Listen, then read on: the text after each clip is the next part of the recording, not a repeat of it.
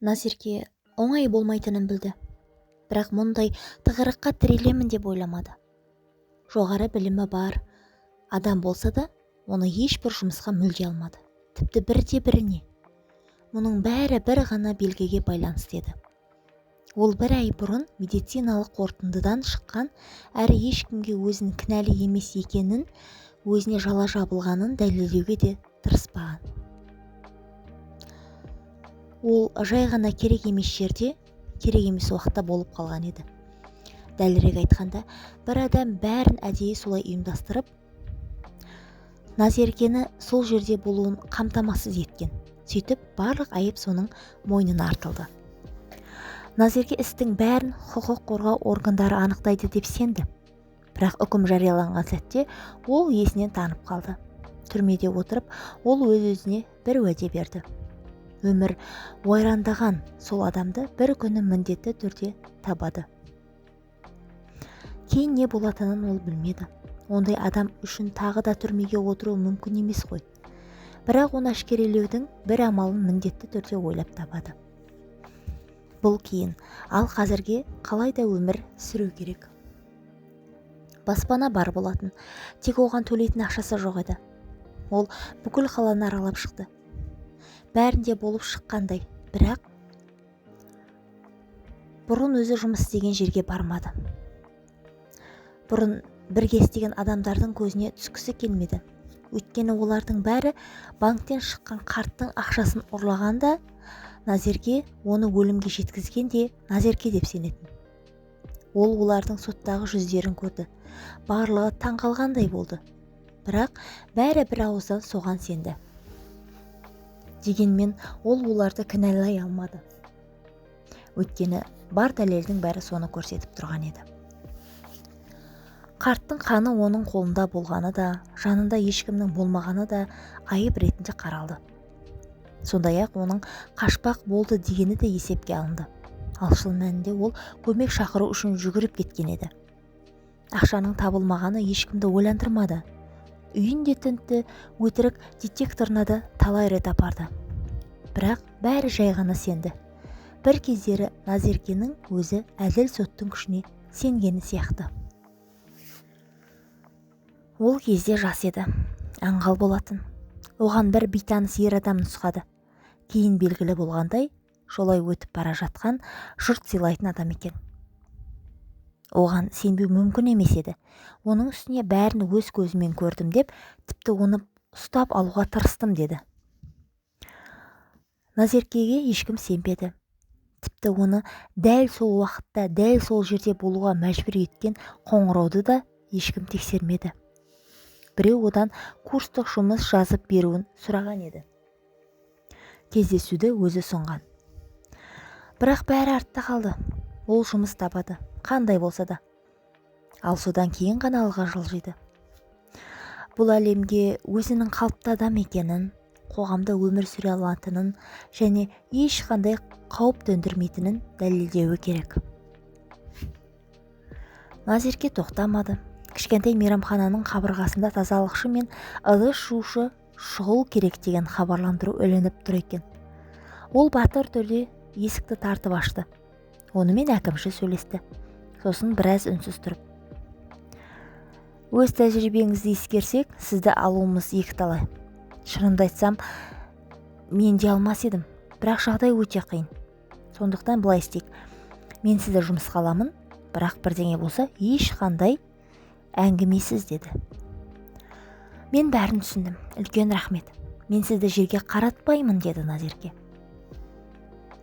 Ол тағы бірдеңе айтқысы келді, бірақ өзін тоқтатты. Тағы да бір рет өзінің кінәсіз екенін айтқысы келген еді. Алайда тағы да сол сенімсіз, мысқыл аралас жүзді көргісі келмей үнсіз қалды. Ол бір апта жұмыс істеді. Әкімші оның қайдан келгенін бәріне айтып қойған сияқты болса да, ұжым оны қабылдады. Алғашқы 2 күн бойы ғана сырттай бақылап жүрді. Назерке ешкімге келікпеді, жай ғана өз жұмысын атқарды. Қажет болса жауап берді, немесе сұрады. Әрқашан сабырлы, сыпайы болды. Ал бір апта өткен соң, бәрі онымен қалыпты қарым-қатынас жасай бастады. бірге шай ішуге шақыратын болды. Шүкір ол үшін де ешкім жанын қазбалап артық сұрақ қоймайды. Бір кеше жұмыстан кейін бәрі жинап болған соң жанына бір даяшы қыз келіп отырды. Назерке, өзің жақсы адамсың, бәріне көмектесесің. Егер кетіп қалсаң, обал болады деді. Мен әзірге ешқайда кеткелі жүрген жоқпын. Қалай болғанды да басқа жерге алмай жатыр. Ал мұнда жалақысы да жаман емес деп уәде берді, деді Назерке. Сенен бұрын болған ыдыс жуушы да жұмыс істегісі келген. Әйелі де жаман емес еді. Тыныш, салмақты, бірақ бір күні жоғалып кетті де сол күйге келмеді. Қалай жоғалып кетті? Мүлде ме? Иә, бірдеңе бүлдірген сияқты. Мен ешқашан ондай болады деп ойламаппын. Қожайын мүмкін түрмеге отырғызатын шығар деді. Міне сондықтан түсінеміз. Түрме мен қайыршылықтың арасы бір-ақ қадам ғой. Иә, рас. Мен де ешқандай олай болады деп ойламаппын. Ал ол сіздерді қанша уақыт істеді? Шамамен 1 жылдай. Ал сіздер ештеңе білмедіңіздер ме? Мүмкін көмектесу керек болған шығар. Қойш, оған араласудың не керегі бар? Бірақ біздің аспаз Айгүл соған барып жүрген сияқты. Дәл білмеймін, жалпы екеуі жақсы араласатын. Бұл әңгіме Назеркенің ойынан шықпады. 5 жыл бұрынғы жағдай қайта оралғандай болды. Егер шартты түрде мерзімінен бұрын босатпағанда, ол тағы 2 жыл отыру керек еді. Қалайша, егер әйел жақсы, тыныш болса, сонда да бірдеңе болып қалса. 2 күн бойы Назерке өз-өзіне келе алмай жүрді. Ақыры аспаздарға баруды ұйғарды. Оларды бәрі сәл именетін. Айгүл ірі денелі, дауысы зор, сөзін бүкпей айтатын әйел еді. Ауысымнан кейін оны қуып жетті. Айгүл, сізді 2 минутқа бола ма? Бірдеңе болды ма? Жоқ, қалай айтарымды білмей тұрмын. Бұрынғы ыдыс жуушы туралы еді. Сіз теріс ойлап қалмайсыз ба? Айтуда қиын екен. Сенесіз бе білмеймін, бірақ мен де істемеген ісім үшін отырып шықтым. Маған аздап айтып берді. Айгүл кенет жұмсарып кетті. Жүр, ана жерде отырып алайық, деді. Сосын бір түрлі тосын оқиғаны айтып берді. Тура 2 тамшыдай ұқсас. Ештеңе түсінбей тұрмын. Бәрі қайтадан сол жерге оралғандай. Айтқыңыз келгені істе де соған ұқсас жағдай болды ма? Иә, дерлік дәл сондай. Тек ол жерде қарт кісі еді. Ол да өте үлкен сома шешіп алған. Немересіне пәтер алып беру үшін. Сюрприз жасағысы келген. Банк бөлімшесінде істейтін қыздың айтуынша, арзан нұсқасын тапқанына атасы қатты қуанып жүрген екен. Ал бұл жерде әже жиені көлік алуға ақша бермек. Иә, расымен де мұнда бір байланыс бар сияқты. Ал сот болды ма? Әлі жоқ. Онымен сөйлесу керек. Ал біз не істейміз? Білмеймін. Бірақ істеу керек. Олар 2 жаққа тарасты. Назерке келе жатып ештеңені көрмеді де, жаны мазасыз еді. Назерке, ол селк етіп тоқтады. Өз подъезінің алдында Нұрболат мырза тұрған екен. Ол Назеркенің адвокаты болған. Ол кезде өзі де тәжірибесіз, әлі ештеңе білмейтін жас еді. Бала болатын. Назерке оның көмектесе алмайтынын түсінетін. Ал жақсы адвокатқа ақша жоқ еді. Ол бірнеше рет түрмеге де келіп кеткен. Бірақ Назерке бұдан былай келмеуін өтінген. Оның өзінің кінәлі сезінетінін түсінді. Бәлкім тағы басқа сезімі де болған шығар. Бірақ оған бәрібір еді. Оны көргісі келмейтін. Сіз бе? Мұнда не істеп жүрсіз? Ол ыңғайсызданып қалды. Бүгін мейрамханада болдым. Сізді көріп қалдым. Сөйтіп хал жағдайыңызды білуге келдім. Хал сұрау дейсіз бе? Қош болыңыз. Ол подъезге кіріп бара жатып, артына бұрылды. Нұрболат сол орнында тұр екен. Оның соңынан қарап қалған. Сол көзқарас ұрылған иттің жанарына ұқсайтын. Назерке қайта оралды. Сізге не керек? Ол иығын қиқаң еткізді. Өзім де білмеймін. Жай ғана сізді көргім келді. Қал жағдайыңызды сұрағым келді. Сіз әлі адвокатсыз ба? Жоқ, сіздің ісіңізден кейін кеттім. Әділетсіздік үстемдік еткен жерде жұмыс істей алмаймын. Назерке қасын көтерді. Әділетсіз дейсіз бе? Яғни менің кінәсіз екеніме сенесіз бе? Сенемін. Бірақ ол жерде бәрі алдын ала шешіліп қойған еді. Түсінікті, кіріңіз. Ал қазір қайдасыз? Жеке детективтік агенттік аштым. Қандай істер? Білесіз бе, опасыз күйеулер, опасыз әйелдер. Даусыңыз онша қуанышты естілмейді. Клиент жоқ деп ойладыңыз ба? Иә, керісінше толып жатыр. Ақшасын аямайды. Охо, тек мұның бәрі қызық емес, өзгенің кір қожығын қазып алау. Олар пәтерге көтерілді. Назерке шәйнекті қойды. Қызметіңіз қымбат па? Кенет керек болып қалар. Қойыңызшы, мен білемін ғой сіздің күйеуіңіз жоқ. Әйтпесе подъезде аңдып тұрмас едім. Назерке таң қалды, бірақ мән бермеуді жөн көрді. Жай ғана сәтсіз айтып қалдыңыз.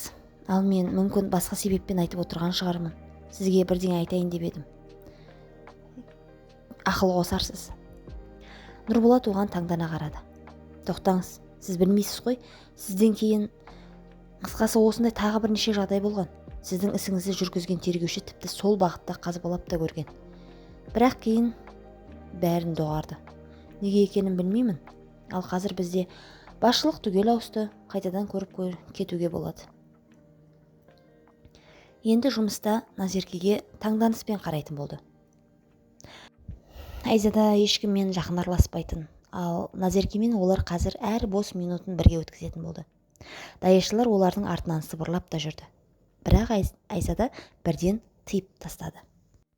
Бұрынғы ыдыс жуушы туралы кімдер еске алдыңдар? Кімдер оған көмектесейік деп ұсындыңдар? Ешкім. Ендеше тілдеріңді тістеп үндемей отырыңдар. Барлықтарыңда. Ақыры олардың тергеуіне бәрі тартылды. Солай болып қалды. Адамдар өз жұмыстарын дұрыс істеп жүрді. Жай ғана ешкім басын қатерге тіккісі келмеді. Ал бұл жолы іс алға жылжып кете отырды. Әкім шошты. Сендердің ешқайсыларың өз орнында жоқсыңдар ма? Өз шаруаларыңды жұмыстан тыс уақытта шешіңдер. Әйтпесе қожайынды шақыруға мәжбүр боламын. Нұрболат соңғы уақытта түрмеге қамалғандардың бәріне алдын ала қоңырау соғылғанын анықтай алды. Бірақ Лаураның сот ісі бір түрлі созылып кетті. Бөлімнің жаңа басшысы істі қайта-қайта кері қайтарып отырды. Оған үнемі бірдеңе ұнамайтын сияқты. Ақылдаса келе Назерке, Айзада және Нұрболат оған тікелей баруды шешті. Бұл оңай болған жоқ, бірақ Нұрболат оның итін қашан серуендететінін біліп алып, сол кезде жолықты. Ер адам оларды тыңдауға мәжбүр болды. Егер бәрі сіздер айтқандай болса, онда қаланың жартысын түрмеге отырғызу керек қой. Неге?